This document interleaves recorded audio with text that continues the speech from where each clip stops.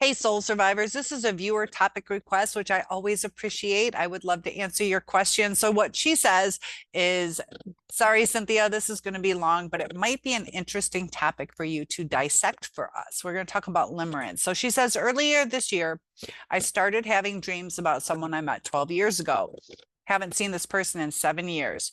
He always felt like the right guy, wrong time. So after months of him randomly popping into my thoughts and dreams, I decided to reach out. She continues, there were so many red flags in one brief text conversation. I was blown away. It burst my bubble instantly and sent me on a mission to learn more about limerence and the root causes. So after some time went by, she's starting to realize this is not the person that I thought they were, that they have a lot of red flags. So she continues, part of my process to understand included listing everything about every guy I've ever experienced. A lot of times it's good to go through past experiences to see patterns. So I'm proud of her for doing this and go listing everything about every guy I've ever experienced limerence with. And I'll explain what that is in a minute. And it turns out they all have a remarkable amount of narcissistic traits. And I'll explain why that seems. So she says, my question for you is, do you think there's a connection between narcissism and limerence, as in the narcissist being the limerent object? So she says, to edit for clarity, is there a higher chance that the limerent object will be a narcissist? Stands to reason they would be best at giving false hope, breadcrumbs, etc., leading us to fall for them over and over. It's still an under-researched area, but I found it very interesting. Limerence is generally triggered by bouts of loneliness, isolation, sadness, sudden loss, etc., and also related to our childhood wounds. I was definitely feeling lonely and isolated when the dreams started. So dreams are meant for us to work through some things that are on our mind. So the loneliness may have been on her mind and she's pulling to a comfort state, and she might have felt comfort in this limerence state. So this term was coined, limerence, back in 1979 by a psychologist, Dorothy Tenov, in her book, Love and Limerence, The Experience of Being in Love. And it refers to an intense emotional state characterized by obsessive thoughts and feelings of infatuations towards another person. People who experience limerence often have an intense desire for reciprocation of their feelings and may idealize the person they are infatuated with. This emotional state can lead to a range of physiological responses such as increased heart rate, heightened energy level, and it kind of mimics what being in love feels like. So we know that the narcissist is emotionally unavailable. So we have to be careful of giving ourselves up too soon or being involved, thinking that we're in a true relationship, a true love committed forever relationship. Some of us have made it to the part of marriage. Others, they say they're in a committed relationship with us. But when we're in limerence, you can have intrusive thoughts. The person in limerence constantly thinks about the object of their affection. They can daydream about their interactions, replay conversations, and create imaginary scenarios, kind of like thinking that everything's going to turn out this wonderful, perfect life when we don't even really know the person. So narcissists hide themselves, they mask up. So we feel sometimes that we're in a deeper relationship. So some relationships can be misunderstood. So if I said hi to you, it doesn't mean I'm in love with you. If I gave you a birthday gift, it doesn't mean I'm in love with you. But sometimes it gets confusing with intimacy, whether you're making out or complete, intercourse, things like that, that sometimes we can confuse those kind of feelings for a true connection. Or our beliefs are, once we give ourselves up, that we are in a full relationship, but did we really discuss it? So the narcissist will take advantage of that. They will take advantage of that. It's easy because you're willing to think that you're in love. And there's also intense emotions. The emotions associated with limerence are strong, and sometimes they can be overwhelming. The person may experience euphoria when their feelings are reciprocated or distressed when they're not. So it is a correlation of kind of like that trauma bond where the true love isn't there, but these intense emotions are. Idealization, the object of limerence is often idealized with their flaws and negative qualities overlooked and minimized. Fear of rejection. People in limerence may fear rejection or abandonment from the object of their affection, leading to anxiety and insecurity. So it is very similar to the trauma bond.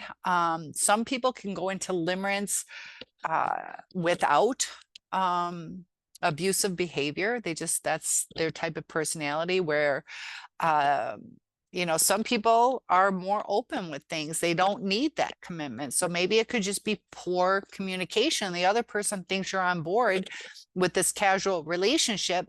Sometimes it gets confusing. You try to take certain information, like sees me every weekend, or she comes over every Wednesday after work, that we might misconstrue that as a commitment as opposed to boredom, something to do, or they don't mind hanging out with us but they're not in love, and friends with benefits. So clear communication is important. Heightened motivation. Limerence can motivate people to pursue the attention and affection of the person they're infatuated with. They might go to great lengths to be near them or impress them. So there isn't a direct correlation between limerence and narcissism. Limerence is more about the intense emotional experience of being infatuated with another person. But narcissism, that's that personality trait that's characterized by grandiose sense of self-importance, lack of empathy, need for excessive admiration, always having to be right. But there are situations where somebody in limerence might find themselves involved with a narcissist, and it can lead to a challenging dynamic. Narcissists tend to thrive on attention and admiration, which might align with the intense focus and desire for reciprocation characteristic of limerence. And in the initial stages, a narcissist might respond positively to the attention and affection, reinforcing the limerent person's feelings. But as this relationship progresses, the self-centered and manipulative tendencies of the narcissist can become more apparent. They can exploit the limerent person's vulnerability, using their intense feelings to gain control and exert power over them. And this can lead to a cycle of idealization and devaluation, where the narcissist alternates between boosting the limerent person's self-esteem, then tearing it down. It is that cycle of narcissistic abuse. You can get caught in it when you think that this person loves you, but they don't. And then you get confused by it. So the limerent person, they start to find themselves possibly emotionally drained or dependent on the narcissist's approval. So they can become codependent. The narcissist thrives off of that need for admiration, and we thrive sometimes for that validation. The relationship can become emotionally abusive as a narcissist exploits the limerent person's intense emotional investment to gain control. This can lead to feelings of confusion, low self-worth, and a cycle of longing for the initial positive attention they received. And it's next to impossible to get that back if you're with a narcissist, because they are not as invested as we were. And both limerence and love do have strong emotions such as excitement, euphoria, sense of connection. The overwhelming nature of these feelings can make it difficult for people to distinguish between the two. And early stages of love and limerence can involve idealizing the person of interest. People tend to focus on the positive qualities of the person and may overlook the flaws or imperfections. That's missing those red flags. You're looking at the good. Eventually, over time, you look to the bad. And the physiological responses associated with limerence, such as increased heart rate, it affects our bodies. You can start to feel butterflies in the stomach. That's similar to the physical reactions that can accompany love. That's why it's confusing. But we have to remember that a relationship is a two-way street. And we can love someone, but being in love, if I was in love with Elvis or some famous person, whether they're dead or alive, they don't even know who I am, Johnny Depp, whoever you want to pick, that, am I truly in love with them? I don't know them. I know their facade, their image that they portray. And that's kind of like what it is like with a narcissist, where you're like, but I'm in love with them. And it's like, if I told you I'm in love with Johnny Depp, it's like, you don't even know him. And that's where we have to understand with our mind that we think we're in love, but it's kind of, in a sense, delusional, because we don't really know who we're in love with. We know the facade, but that's not the person. And when they start showing who they truly are, it causes our body to react to that, because we're starting to get brain damage, brain fog, confusion, anxiety, depression, all these things that our body is telling us it's toxic. So whether you love them or not, whatever definition you want to pick, it's toxic to you, and your body is trying to signal that to you. So also the novelty and excitement, early stages of love and limerence, they often coincide with the sense of novelty, excitement, and this newness can be exhilarating, lead people to associate these intense emotions with the idea of being in love. Social expectations, society romanticizes intense feelings and kind of portrays them to us as indicative of true love. This cultural narrative can influence individuals to interpret these intense emotions as love, rather than considering other possibilities such as limerence and uncertainty. When people start to experience these strong emotions that are new, sometimes unfamiliar, they can sometimes struggle to label them accurately. This uncertainty can contribute to mistaking limerence for love. That, are we investing in somebody who's going to invest in us, that's going to stick around for better, for worse, and sickness and health, with or without that piece of paper? Are they committed to us? And the narcissist can tell you that. So a lot of it is, I want to make you guys aware that there's two perceptions in the relationship, and somewhere in between is the truth. And we don't get the true information. So limerence, I don't want you guys feeling bad that you misunderstood. Take it as a learning lesson. And it's really difficult with the narcissist, because you can ask all the right questions and they will reassure you that it is true love. And self-awareness, how do we heal from this? How do we get in a better state towards healthier relationships, better emotional well-being? So when we understand our own emotional patterns, which I love that she's trying to do this, and also understanding our triggers is crucial. We need to reflect on past experiences of limerence to identify common factors that led to these intense feelings. This awareness can help you recognize potential situations in the future and take proactive steps to manage your emotions. Did you feel in love because you were sexually excited? Did you feel in love because somebody spent time with you? That you start to understand, was it really love? Or just filling a hole that was in our heart from possibly unhealed child wounds. So it's good to develop healthy self-esteem. And it can occur when we idealize someone because we believe they can fill that emotional void. They can heal our inner child or something we're struggling with. Or like she said, she was lonely. And loneliness is bringing back that same cycle. She was probably lonely when she met these people. Focus on building your self-esteem and self-worth independently. Engage in activities that make you feel capable, confident, and fulfilled. Learn to establish healthy boundaries within relationships. Understand your needs and communicate them openly with your partner or potential partner. Did you discuss it? And if you said something like, look, I need somebody who's going to be there. I need, only comfortable if I can see you on weekends, consistently, and maybe throughout the week. Did you discuss that? Whether that's needy or not, or kind of lacks in what you should expect, if that's your needs, then you want somebody who's willing to match that. So there's nothing wrong with having needs. But when we start foregoing our needs, if some people might need want to work towards having a family, if that's what you're going to crave, and somebody says, I don't want kids, and you give up what you really, really want, you may regret it. Or if it's a religious person, you want somebody who matches your religious beliefs. So you can accept they're outside your religion, but is that going to grow you within your own religion?